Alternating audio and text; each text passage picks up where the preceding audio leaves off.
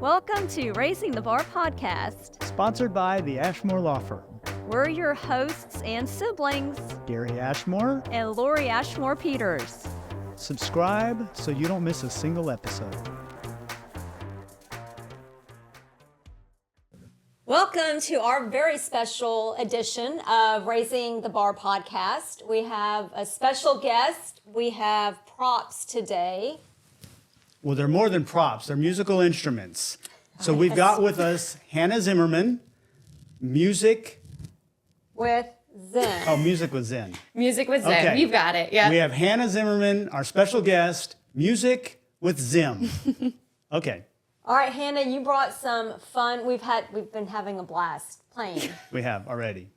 So, all right, you brought us some cool. I guess are they both? Wait, hold on. No, yeah, but wait. What are they both? Wait. This is also what it's like in my classroom, by the way. Oh, good. Okay. So this is just a great little window into that. But they're what ages? That's not important. It's not relevant for this. I think they're younger than we 6 are. and 8 year olds. So I don't know. We are. Maybe she's saying we're young. Just Okay, young wait. at heart. I think it was more immature, not young. Oh, okay, got it. All right. Well, she did have to get you to spit your gum out, so that's a start. I know. Okay, so wait. First, can I go for a minute? Go ahead. Okay. So first, tell us about you. Born and raised. Give us some history about Hannah with Zimm, so we can learn a little bit about your background. Hannah Zimmermann, music with Zimm. Oh, you got to say it all at the same time? Well, she's not Hannah with Zimm.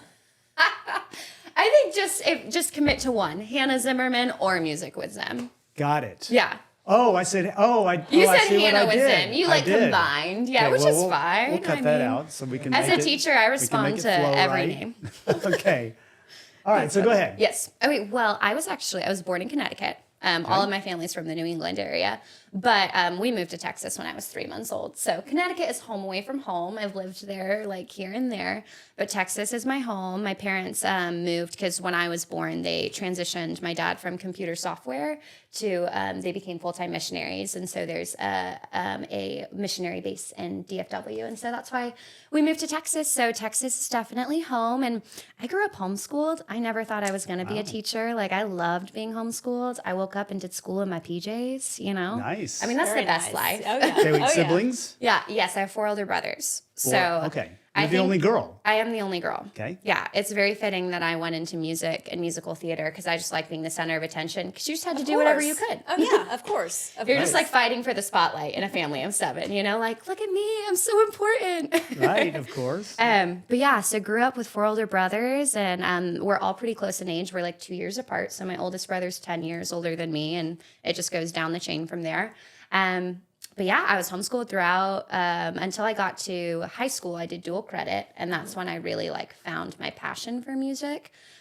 We had an awesome school near us called Cedar Valley College, and they had incredible music professors there, even though it was just a junior college. And so I took music theory, I took voice lessons, I took tap, I took jazz. Like, I just fell in love with it. And so I have never been naturally very musically inclined, even though I love it. Like, I've really worked hard to get to where I am today.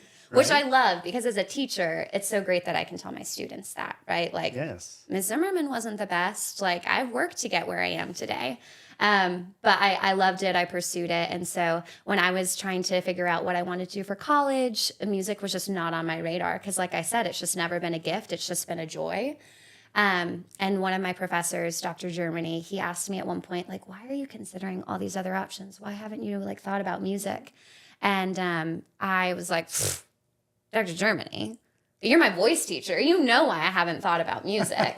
And he said something, and it's so funny because everyone else thinks it's so insensitive.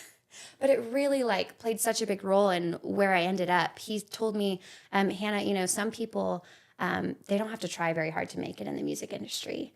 They're just naturally skilled and naturally gifted. And he said others, they have to fight so hard to be just as good as the naturally gifted that they get even better than them. And he said, that's where you're going to end up. And so just that one person believing in me was all it took to say, like, course. you can do this. And so I went into vocal performance in college, switched halfway through to music education, and loved it so much more. Like the first time I sat in my music ed class, it was like a sigh of relief, like, oh my gosh, I found my home. This is what I love. And so I went to Dallas Baptist University and ended up with a music education degree. Moved to Frisco, Texas, found some teaching jobs there, and I've been at 2 different schools, got married, got a dog. Life is great. There you go. Wow. All right. In a nutshell. Good Okay. progression. So growing up, being homeschooled, I guess your mother just thought to teach you piano and musical instruments? Yeah, to a degree. So my dad was more the musician in the family. Okay. Got it. My mom played piano a little bit and my dad sang, but my dad was the one who just had a little bit more inclination there.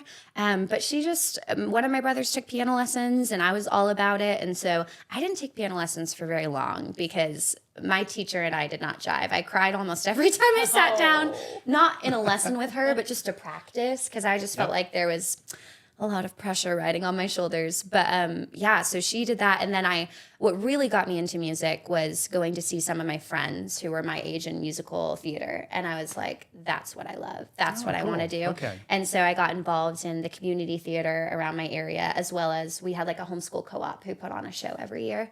And so that's when I really fell in love with music and was like, this is what I want to do. So Cool. You All right. obviously did not fall in love with music. I didn't. I mean, you took piano for I how did. many years? 5 years. And I will say he was very, very, very good. I did Playing, get good. yes. Yes. Miss Washburn was my piano teacher, and there were times that I cried. Yep. So I know exactly what you're talking about. Yep. And practicing, and of course you're not ready, and she's expecting you to go in there and play, Beethoven. Beethoven. No, there's another one. Bach. Bach. Yes. I had a Bach to Beethoven booklet that I had to practice and work on, and if I wasn't prepared for the one she wanted me to play, I'd cry but that's it. Gary, this is what you're going to go do, and I went and I did it. So But you were very good, and then you just stopped. I know. Well, I went to high school and college. Sports went out. So when is it like riding a bike? So if he were to sit down at a piano again, would it take him long to remember what to do?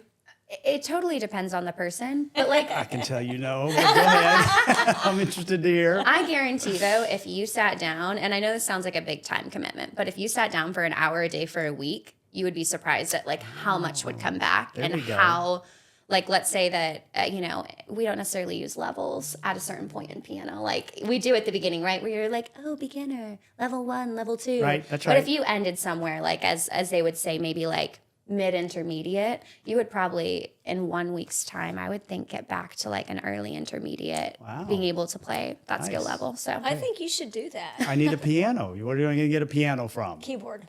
Oh, keyboard. Now it's the keyboard is all the rage now. It takes I a know. lot less space. No, but you still have to have 80-something keys. I mean, 88 is ideal. Yep. Right, of course. See? Well, I know, but Yeah. a keyboard isn't. I mean, it's not You like can a get- big piano. Right. They are space saving, and they're usually money saving, and you Right. don't have to tune them and all those things. Right. See, I'm getting you a keyboard, No, and no. then you can learn how to How to do that? Well, see, no, but these look like funner instruments. So we're going to get into these. funner or more fun. Funner.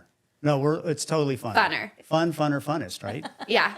Okay, so you went to DBU. Yes, I did. Didn't that where you go? You graduate in December. Couldn't happen soon enough. So Gary's talking to our cameraman behind the camera. Correct. So, yes, he does amazing things with our videos and podcasts. He so does. Luke That he is the does. man. And yes, he graduates from DBU this And we don't December. make it easy for him. No, we don't. Okay, so what'd you bring for us? Well, I brought a couple different options, but I thought because, winter is upon us, we should look at some Carol of the Bells and just make you feel like real professional instrumentalists here. So this is a xylophone. A xylophone has wooden bars. Okay. You have got a glockenspiel over by you, which obviously has metal bars. I and love so it. I've got a glockenspiel. I know, Glock. but I'm going to tell wait, everybody hold on. that I've got a glockenspiel. I like, but this one is just. No, you didn't hit it right. Do it again. Oh, is that all it does? No, it should ding. Well, it doesn't resonate to the degree because Oh. that's the difference between a xylophone and a glockenspiel. Wood, Yeah. I got that part. and metal. I got it. The sound waves through a metal bar take longer, so they ring out for longer and all the things. Okay. And I really should have brought you a metallophone if we were doing Carol of the Bells, but this was easier for me to bring. So, Yeah, of course. But let's talk about, I'm going to have you guys be kids in my classroom, and I'm going to tell you the same things that I tell my kids. All right. You know that show, all I know Are is You I've got Smarter Than a Fifth Grader? All I know is I've got a glockenspiel. I'm so excited. That's the word of the day. I love it. Glockenspiel. Well, Can you spell it? Before No. we leave today, you're going to have to learn No. how to spell it. you really don't think you could spell glockenspiel? I feel like you can. Glock. That's Glock. Yep. Because I have a Glock. Yep. That's a The firearm. wrong Different. kind. Different, Yep. but 9 okay. millimeter. En, maybe. And then spiel would be SCH? SHPIEEL? IEL, you're close. And because it's German, it's just SPIEL. Even though it's a Oh, it's just SP. Yeah. Okay. Got it. Dang. Fun things. I'm impressed Yeah, you were with very that. close. You very were. close. Okay, but the first thing is how you hold your mallets. Yeah. And so one thing that's going to help get you, especially Lori, better sound is that I tell my kids not to use French fry fingers, because then what happens, and I'm going to have you actually show them what this would sound like. But if you use French fry fingers and press like that, and you just like touch the bar and leave your mallet down on the instrument, it's not going to create the same sound, right? So I tell them to use motorcycle hands. Imagine like you're revving a motorcycle. Okay. And you want to play very much from above the instrument, which Okay. you are not sitting in. Obviously, an ideal chair for that, but that's okay. And so what you're going to do for me to get ready for Carol of the Bells is you're just going to play what I call in the belly button of the bar. So think about where those letters are. I tell the kids it's the belly button, and they all die laughing. You know, because it's the center of your body, the center of the bar. So there you go. I mean, I've kind of wanted to play drums, but I just don't. But it's very, very simple what you're going to do. You're going to Okay. play A, G, F, E. And you're going to repeat that. It's a simple pattern. Okay, Exactly, wait. but it is she's slow. using her right hand. Should she be using so the left? if I am not being picky, I'm not going to correct you. However, in my classroom, we were probably playing this in 5th grade, so I am going to correct you. You want to do right, left, and alternate. Oh, good God. So it's going to be right, Boy. left, right. Yeah, very simple. Oh, wait, Whoa. okay, wait, hold on. With the motorcycle hands, exactly, in the center of the bar. But now you're going to slow it down, because for Carol of the Bells, you're basically the bass line. G, F, E, A, G, F, E. One more time. A, G, F, E. And you are nice and slow that whole time, because you just kind of ground us, okay? Gary, you have the trickier part since you played piano for 5 years. So you're going to find the C that's in the center of your instrument, not Got the it. big C at the bottom. Okay. And you're going to play, if you're familiar with, if you can think back to quarter notes and eighth notes, you're playing a quarter note followed by eighth notes and a quarter note, and it's going to go C, B, C, A. And so I'm going to go ahead and lean over and show you where that is. You're playing C, B, C, A. So it's a step down, back up, and a skip. C, B, C, A, C, B, C, A. And you're doing the same thing as Lori, playing in that belly button of the bar for me. Okay. How am I holding my glockenspiel sticks? Exact same way as Lori is. And so you can hold it with a grip, or you can hold it, technically what's better is to hold it with more of like that pencil grip. Yeah, you could hold it like that too as well. As long as you're not using French fry fingers is what I care about. Exactly. Oh, now I know the song. That's the Yes, song you we're can playing? hear it. Yeah, okay. So now we're going to You put didn't it say together. that was the song we were playing. She gave us the name of the song. We just don't know Yes, the people name don't know of the Carol of the song. Bells. You know it when you hear it, but song names are hard. So you're going to play that like 12 times, and you're not going to start until he's played it 4 times. I've got to count. I'll count for you. So it's like I'm Mary your had a little conductor. lamb. And then you come in. Exactly. So you're just going to be C, B, C, A, C, B, C, A. Okay, wait, hold on. Yes. So why I'm doing something wrong, because it's flat versus hearing it resonate. There's that, Mm-hmm. but I was doing it. Yeah, so if you come at it from less of a, the other thing I tell my kids are big rules: motorcycle hands, belly button of the bar, and bouncing your mallets. So if you don't focus on a bounce, it's not going to create the same sound. Ah. Oh, so it's not how I'm hitting it; it's that I'm bouncing. Yeah, you have to bring them, you have to lift the mallet so that way the sound waves can actually travel through the bar. So it's not a stick; it's a mallet. Yes. I called it Yeah. a stick of Yeah. my glockenspiel. That's totally fine. love that word. But your stick doesn't have yarn on it. It doesn't, no. Yeah, for a glockenspiel, if you had yarn, that would really mute the sound. You would hardly be able to hear anything. Okay. So, but so you're going to do it 4 times, and then I'll bring you in. And remember, you're going to come in really slow with an A, G. So I have to ask about the yarn. Can anybody do that, or is that's professionally done? Well, this is actually, and I maybe people do it by hand. What I have seen is there's actually a really fancy machine that wraps the yarn. It's very quick. It's very cool. I just saw this video the other day, and I thought to myself, I did not realize this. Right. But yeah, so when a yarn mallet breaks, Okay. what did you say, Lori? That would be a hard time. I mean, that would be hard doing it by hand. Yes. Yeah, a little tricky. Did you dress knowing that there was going to be blue yarn on the, so that you could match the mallet? Although my daughter said I look like a farmer today.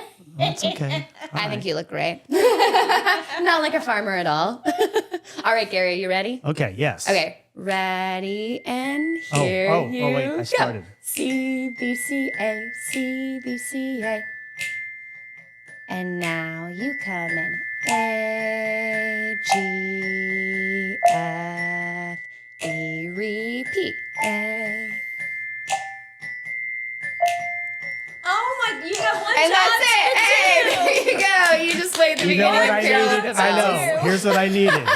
I'm going to go back to my Miss Washburn days. I needed my metronome. metronome.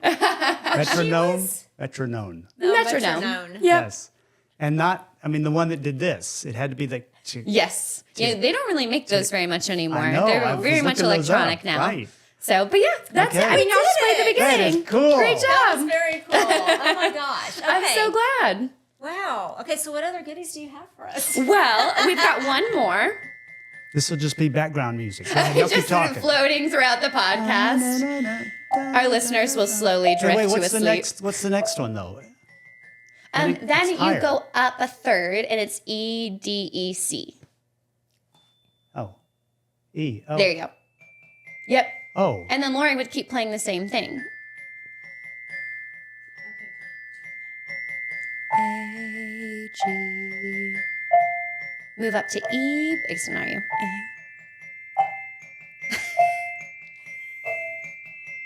Yeah, and then it gets tricky, and so we're not going to keep going. Yeah, but look at y'all. Isn't that so fun? I love it. I love it. Okay, well, next instrument. Which of you wants to play the ukulele? Okay. Ooh, I want to do the ukulele. Okay, perfect. So here you go. I want to keep ukulele. playing my glockenspiel. Well, I'm going to give you a different instrument. I'm going to give you the tone block over here. And the Tone Loc. Can Oh, make we got Tone Loc. tone Yeah. what? Do you know who Tone Loc is? No, I'm Y'all so know who sorry. Tone Loc is? No? Yeah. Okay, we need to look up Tone Oh Loc. my God, this is 51st Dates. Oh, it is. That's right. I haven't seen that For in those so of long. you before, this is Grease. Oh wait.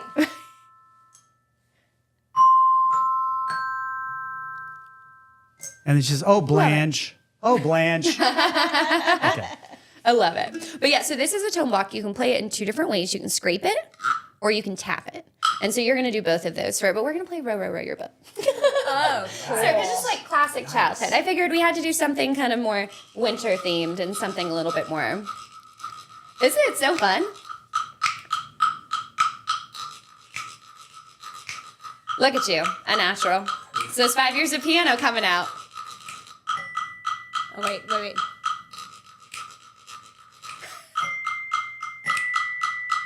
What?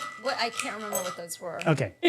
That was But that beautiful, would have though. been cool with the You know, bells. we Yeah. used to have, so at the house, I don't know if we still have it, that wooden thing that's this big, it looks like a fish, it had these grooves all over it. Oh, is that what that is? And we used to play on it all. Did you used to play with it? No? I used to play on it all the time. It was cool. It I was wonder if you're talking about a frog rasp. it was painted. It was about this big. It was round, and it came to the thing. It had And you two- say it was like a fish? well, it was painted like a fish on Okay. both ends. Yeah. And then it had 2 things for your fingers underneath, and you held it like this, and you. Oh, a guiro. stick. So yes, yeah, okay, definitely. So that's tone block and guiros are very similar. Okay. But yeah, you're thinking of a guiro for sure. So you already knew how to play one. I guess, I don't know. Okay. There you go. Yeah. Okay. So for you, you're going to play the chords for Row, Row, Row Your Boat, and you're holding it really well. So this finger, your ring finger, is going to press down on that red sticker. And I always tell, it's a little tricky because you have your beautiful nails, but I always tell the kids you want to think of it being under your nail, kind of like a cat claw. You don't want a flat finger. Yeah. So go ahead and pluck that bottom string for me. Beautiful. And now if you go ahead and give it a strum, that's your C chord. And when you strum it, you want to be careful that those nails don't get in the way. You're thinking more of the side of your thumb. Try again. Yeah. And now if you keep a steady beat, you can sing row, row, row your boat. Row, row your boat. That's the chord for the whole song. And you just keep going. Yeah, which is perfect. It's very soothing. Okay. My favorite part about teaching the ukulele is even if the kids mess up, it still sounds good. So that's not true with every instrument. But you're going to play what's called an ostinato, which is a musical pattern that repeats, okay? So you're going to play quickly, quickly, row your boat. And so it's going to be quickly, row, tap, tap. Exactly. Quickly, quickly, row your boat. Quickly, quickly. And keep saying that in your head because I'm going to start singing and it's going to get trickier. There you go. Row, row, row your boat gently down the stream. Merrily, merrily, merrily, merrily, Gently down the stream. Merrily, merrily, merrily, merrily. Yeah! Well, I'm very impressed that you just tried to sing in canon as you were playing an ostinato. Right. Darn it. I mean, hands down. I didn't expect that level of music, That was from great. y'all. Oh my God, that was awesome. hilarious. That Anyways, is but so yeah. fun. Much Good, fun. I'm so glad. Here, I can move that back Okay, on the so- chair. Okay, so but you wait, can I hold it. want you play something because I know you're a ukulele aficionado as well. Well, you know what? I wish I could say that. I just know enough to impress the kids. Okay, well, And so they're always like, what do you do at our school assembly? And I always laugh because I play the same 4 chords over and over again. Okay. But I really think ukulele, you can do so much with so few chords. It's really about strumming patterns that really impress, right? So I tell the kids, like, they're eventually going to learn how to play the C, A minor, F, and G chord. But what's hard for them is learning a strumming pattern. That makes it fancy, right? But then it automatically elevates what I play. Or even when you add some taps.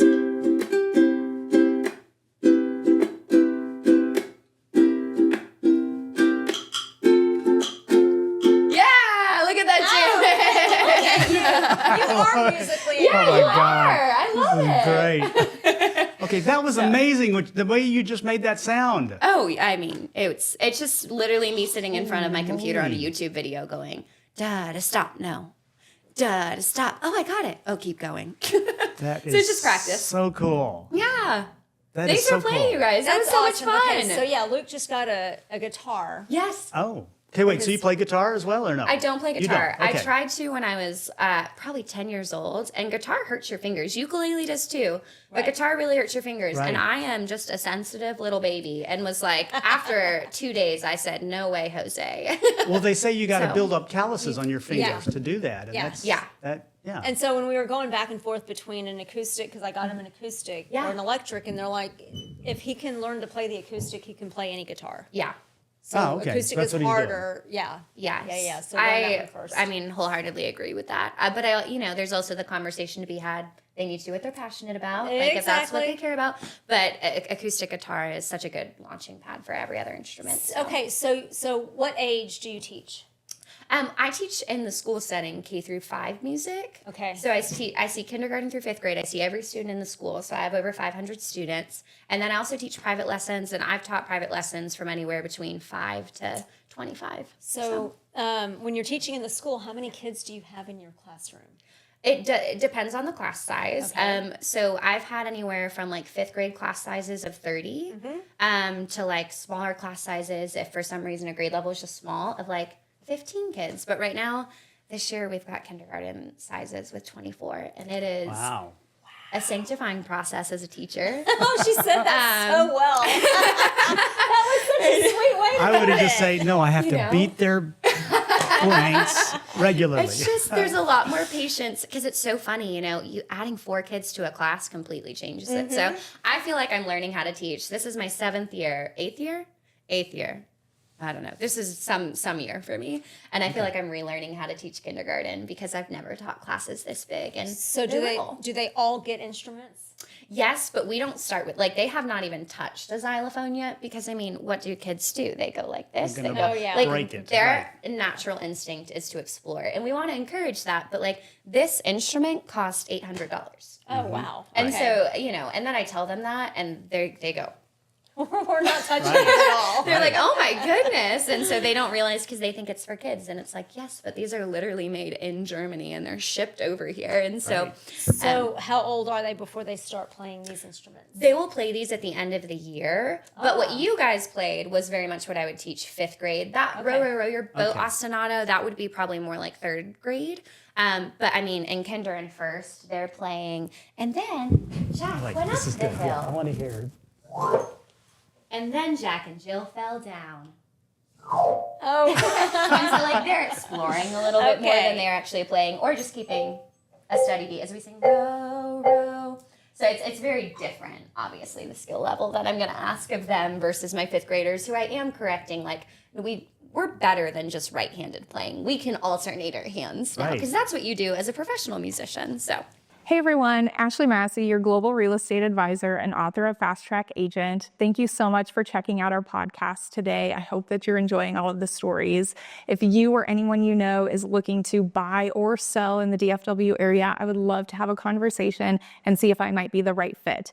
I'm not only licensed in Texas, but I'm also licensed up in Oklahoma, and I have properties happening in Cozumel, Mexico, if there's any investors out there. So if you have questions about what's going on in the market or the DFW area, feel free to reach out. okay. So I'm going to ask, what has been the most difficult day for you teaching music? Oh, that's a great question. This memory is so imprinted in my head. It wasn't even a teaching moment, but I was so sad and heartbroken because I had built a relationship with this family, and their daughter was getting an award. And I invited them to our school assembly, and I guess I told them the wrong time in the email. Aww. And so they came 5 minutes after their daughter had been announced. And I didn't know because I lead our school assembly. I'm up there. I have the microphone. I've got performance blinders on. I do not see what's happening apart from me leading the school assembly.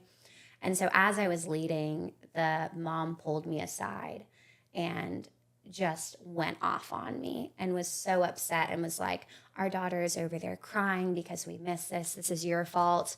And I just was heartbroken because I had been teaching her daughter for 4 years. And I was like, me in my heart. And I'm so sad right now that in front of the whole school, you feel the need to pull me aside and not give me the grace that I've given to your daughter so many times. Right? None of us are perfect. And so that was a really hard day. And I think that as a teacher, most teachers would say that the hardest days are not dealing with students, they're dealing with parents. Right. So that's understandable. Yeah. So that's a very that's a memory that's All right. imprinted up there. I guess so. Probably not that. what you expect, but Right.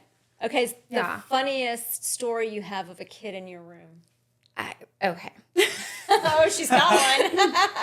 Well, it's so kids say the funniest things, and you could pick from so many, truly. But I was thinking about this because I was like, what's something that I feel like I can share and still honor my students? But I had one kid who was new to my school, so I didn't have that relational capital with them yet. And for some reason, the music room was pretty triggering for them.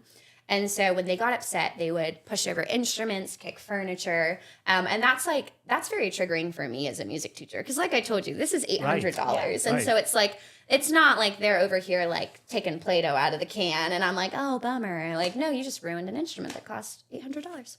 And so that student, it had been a month of just using different teacher tools of, okay, we're going to try giving them a stuffed animal and just letting them hold that. And as long as you stay at your seat, you can hold it, you can be calm, you can be great. Didn't work. We tried a sticker system of you get so many stickers and you earn XYZ. Right. We tried ignoring, right? Because some of them just want the attention. And if you ignore for literally 30 seconds, they might stop. And so I had tried all these different teacher tools, and I was what felt like at my wit's end, you know, like I'm not perfect by any means. And so this student was mad and they were kicking my bookshelf that all my instruments, my bookshelves are metal. And so it's like reverberating in my room that's built with great acoustics. And I go over and I'm like, we're going to try just really stern and we're going to pull out the mom card and see if that is effective. Because that's a tool I haven't tried yet. So I got very close to them and I said, this is unacceptable. Do I need to tell your mother about this? Because I see that student's mom in carpool. And that student looked at me and said, yeah, you go ahead and call my mom. And then we're going to call your mom. And I was so flabbergasted that a student would tell me that I literally said in response, no, we're not, because I didn't do anything wrong. Like, I had to defend myself. Like, no, we're not going to call my mom. And so, things like that happen. I mean, and kids say funny things because, they repeat what they hear. And so sometimes they say adult words and don't even know it. And I have a lot of those stories. But, they just say the funniest things. So I had a little girl come up to my tummy, put both hands on my tummy and say, baby. And I went, no, just pizza. Just pizza. Won't wear this dress again, but thank you. Right, that's right. So, yeah, they say funny things. Great. But Oh, my gosh. yeah, they're pretty. That's Pretty cute. great. Okay, so thank you for your service as a teacher. It's a very thankless job. We know that. It can be. And we know that y'all aren't compensated, certainly in any way, shape, or form, which y'all need to be compensated. But as far as accolades, I think you, if I remember correctly, were, is it nominated as Teacher of the Year? Yes, Or voted? How does that work?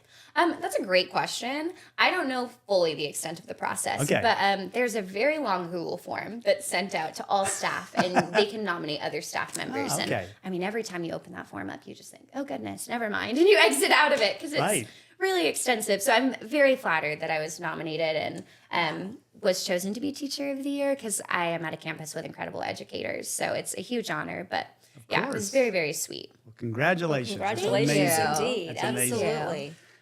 Okay, so I think you're somewhat of a social media phenom. Is that? Can I say that as well?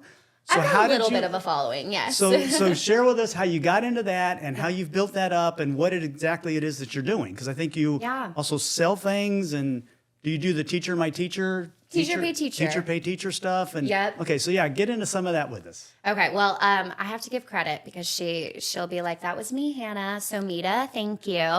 I have a mom. She's a mom of one of my students, but she's also a para at my school. And she just always told me, Hannah, the things you do in your classroom are amazing. You have to share this with the world. You have to share this with parents.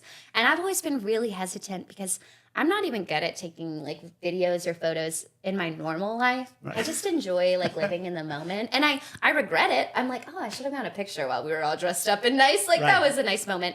But I didn't want to put that pressure on myself. And I finally was like, you know what? I love the music teacher Instagram community. I learned so much from other music teachers who just shared what they were doing in their classroom. And so I thought I would love to be a part of this community. And so I started up. And I started up just last year. So we're not this school year, but the year before I started. And I had one of my reels go viral. And it's so funny because the student who is in the center of the reel is our coach's son. Oh, okay. And so it's just so funny because I'm like, oh my gosh, he's famous. But I just share ideas of what I do in my classroom. And, it's a very unique, I feel like this is redundant, but a unique niche in the Instagram world because we see a lot of teacher accounts, but music education specifically is just, it's a different ball game, And so I love getting to share what we do in my classroom with the world. And I've built a really sweet community there and I'm really grateful for it. And as a result, I started a Teachers Pay Teacher store, which is just an online platform where teachers sell digital products, whether that's a fully built lesson that you can just buy and then use in your classroom. Right. Or some things that I have done have been things you can use in stations where students are sorting instruments on different cookie sheets and things like that. And so that's kind of been I'm dipping my toe into a little bit of a digital world because that's very much the world we live in. Right. It's been a learning experience, as I'm sure you guys can understand. Yes, so, of course. yeah. Of course. Yeah. Okay. So Oh, what that's reel cool. went viral? What was it? Okay, so I have this song called Snail Snail, and I actually learned this from another teacher. I learned this from a teacher, Jessica Quinlan, and she learned it from another teacher. So, it's Right. like we try to give credit, but it's like, who started this? Right. We don't know, That's because right. it's just a domino effect. But I have a student sit in the middle of a parachute. Because did y'all do a parachute like in school growing up? No. Did you? No? A parachute? What's that? What's a parachute? Oh my gosh. Okay, so think the big, like, it's usually red, yellow, and blue, and kids Okay. sit on the handles and they like raise it up and go down, and like kids will be underneath the parachute and they'll like pull your legs under. I am so shocked. Did you guys go to public school or private school? Private. Okay. Do you know what a parachute is? Okay, yeah. That is Never like did very one. nostalgic for. Okay, Okay, all right. Well, I will have to show Maybe you. they didn't have them in missed our out. school. Can Do we they do have one them? at the office? I don't know. With our employees? Yeah, let's do that. Yeah. Oh, he's going to show us. Oh my gosh, No. And this is just like new information. This is Yeah, next time I'll bring a parachute. I should have. Someone goes in it? So most of the time, and this isn't a game I feel like Okay. people play as much anymore. But a lot of times there will be people underneath the parachute, and it's like cat and mouse, right? Like when they pull your legs under, you're now a shark who's under the parachute, and you get to pull people's legs under. Or you just make a balloon like that, a dome, and you sit seen under that it. in my life. Goodness. Okay. Oh my gosh. This is, okay. I'm going to show you more videos when this Okay, is done. got it. All right. Okay. There are a lot of fun things. When you get a big enough parachute, you can actually climb up it while it's like inflated, right? Like when you catch the air, if it's a big enough Right. parachute, you can race up to the top of the parachute, which is so cool. But there are a lot of fun parachute things you can do. All right. Boy, I know. All I right. know. Mind blown. But okay, Yeah. so the And real. you need to go home and ask your kids if they've done or even parachute. seen. I'm so I'm curious gonna now. I'm sure they've seen it on social media, but I don't Yeah. know. I don't think they've done it? I don't think they've ever Interesting. done it. But I'll find out. I'm gonna ask. Yeah. Okay. So the reel was that. Yes, except for a student. So normally when you see that, students are underneath the parachute or like around the parachute. So the game I learned was a student sits in the center of the parachute. And so you walk around slowly, and it's a song that goes, snail, snail, slow snail, goes around and round and round. So the kids walk around, and what happens is you start to cocoon the student in the center. Like they stay put, they don't Okay. move, and the parachute literally starts to wrap around them. Okay. And so then we just say 1, 2, 3, pull, and they like unspin on the parachute. Oh wow! Like they're. Like Oh, they stay wow. seated, but they Okay. literally, because they've been cocooned, they literally Oh, that's as you pretty pull. cool. And it's Okay. so fun. And if they're really little, sometimes they like fall a little bit. No Right. one's ever gotten Right. hurt. We've been Right, good. right. It's but like fun. it's so fun. And I'll text my principal and say, you gotta come, we're doing snail snail. And like our principal will come and they'll be like, oh my gosh, Miss Wells is in the center of the parachute. And it is such a blast. And so that, I mean, I had like 22 million views on Instagram and Oh wow! even more on TikTok. Wow. So yeah, it just kind of took off, and that's where my Instagram account really started to grow. So Okay. Okay, so how do people find you on Instagram and TikTok? yeah, well, I'm not actually on TikTok, Okay. but I do. I partner with another account who sometimes reposts Okay. my content with my permission. But so on Instagram, I'm Music with Zimm. And on TPT, I'm also Music with Zimm. So Right. that's how people can Okay. find me and follow along and Very cool. see the magic and music we make in my room. So That is so cool. yeah. Okay. What would you tell your younger self? Is that all of the question? Are you thinking like in regards to education? anything. Anything. Anything. Yeah, anything. Okay. Man, that's such a Oh, great. wait. Hold on. Right. I messed up the question, so let me say it again. What advice would you give your younger self? Okay. Both professionally, personally, whatever. Yeah, so that you can Gotcha. delineate between music and just life. Yeah. Yeah, because they're two different things. Right. Right. They are. Okay, go ahead. Although they're very intertwined. But I think professionally, it's so funny because I feel like I'd give myself two pieces of advice and they feel very opposing. But one is just to keep learning, to always give everything 100%, whether it's the piano lessons I was taking in college, whether it's music education workshops that I'm going to, like to always pursue, to always keep learning. But then the second piece of advice I would say would be just to give grace, that we'll never be perfect and there will always be more to learn. You can always compare yourself to another teacher who does something better. And just knowing like my strength is not instruments, and that's okay. But I'm growing in teaching this, you know? While other teachers, this is all they do every day and their kids love it. We do more singing games in my room because that's what I love. And, you know, we're allowed to be different. We're all created to be unique. And so just being okay and giving the grace to know that you are different from the other people around you. But it does feel like they're a tug of war a little bit because it's like, keep learning, but be okay with where you're at. Right. That's right. That's right. So kind of opposing. And personally, man, a recovering perfectionist over here. And so I think just personal advice I would say is like, we just can't be perfect. And relationships matter so much more than what we do. And I can get blinders on, whether it's with work or whether it's with anything like getting my apartment clean, right? And I could have a friend call me and like my stressometer goes up because it's like, no, I'm vacuuming. I need to finish vacuuming. Right. When in reality, like that relationship and phone call matters so much more than me having less dog hair in my apartment. Right. That's right. And so just advice of resting and being okay and remembering that the person in front of me is way more important than the job in front of me, whatever that looks like. Those are great pieces of, I know. Yeah, those Absolutely. are great pieces of advice. Thanks. Yeah. Still Okay. trying to take them. Yeah. No, it's good. That's all right. It's always a work in progress. Yeah. Okay, so our podcast is named Raising the Bar. Yeah. So, and I think you've already answered that, but I'm going to ask you it again so you can answer it again. So, how have you raised the bar, both professionally and or personally? Yeah. Well, I think it's so funny. The more people I talk to, like more adults, right, my age, when you think about music education, they always have two responses of either, oh yeah, music was okay, Right. or do you still play the recorder? Those are like the two That's things right. that people take from music. And so my hope in music education is to make music joyful, purposeful, and magical. And I stole that to a degree. I have to give Ann Molesky credit. She was one of my music education teachers. And she doesn't say quite the same thing.